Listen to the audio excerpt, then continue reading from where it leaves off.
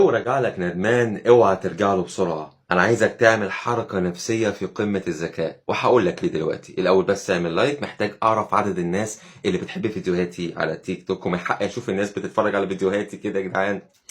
خلينا في البداية أقول لك لما يرجع لك ندمان دي ليها 3 سيناريوهات واحتمالات نفسية محتملة. الاحتمال الأول إن هو يكون فعلا اتخاذل من الناس اللي هو فضلهم عليك وحس بقيمتك وعرف قيمتك كويس فعايز يرجع لك. الاحتمال التاني إن هو جاي لك علشان يجس النبض، عايز يعرف أنت نسيته ولا لأ، بتحبه ولا لأ، اتخطيت ولا لأ، كل الكلام ده. الاحتمال التالت وهو الانتقام. حد ممكن يسألني سؤال ويقول لي يا عم انتقام ايه؟ ده هو اصلا اللي سايبني، لو في حد المفروض ينتقم فهو انا. تمام. فعايز اقول لك بس حاجه صغيره، ان في ناس عندها الايجو بتاعها عالي حتى لو هي اللي سابت، فهي عايزه تشوف الشخص اللي سابته ده يفضل يحاول علشانها ويتذلل لها ويتمنى ان هو يرجع تاني. فانت لما تتخطى الموضوع وتشوف حياتك هيتجن. ما ينفعش انا اسيب والاقي نفسي خلاص الطرف مصدق، لا هيفضل يحاول علشان يخليك انت، يعلقك بيه تاني فترجع له فيسيبك تاني عشان يشوفك وانت ضعيف اكتر من الدرجه الاولانيه.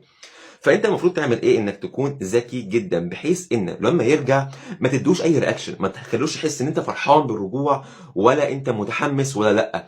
علشان فاكرين ال3 احتمالات، ان اول احتمال لو انت خليت نفسك معتدل في الوسط، ما تدوش اي كلام يحسسه باي حاجه، كنت غامض معاه، ساعتها هتجيب اخره وهتعرف هو راجع ليه. الاهم من هو يرجع لك انك تعرف هو راجع ليه. كونك حطيت ايدك على النقطه اللي بتخليه يرجع علشانها، ده هيخليك تمشي في العلاقة بعد كده لو قررت ترجع بشكل أحسن، إنك عرفت نقطة ضعف. تمام.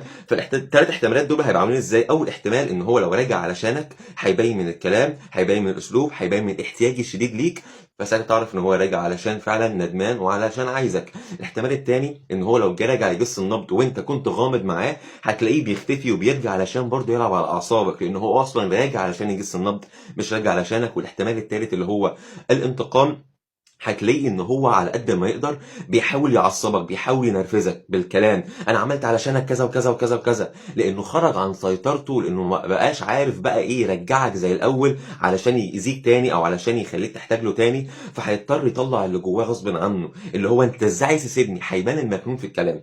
فالفكره كلها علشان نلم الموضوع ده باختصار، ما تفرحش بالرجوع قوي، خليك تقيل ورزين وهادي واسمع الكلام اللي بقولك عليه ده، هتلاقيه بيحاول علشانك، وساعتها هيبان فعلا هو راجع علشان ايه.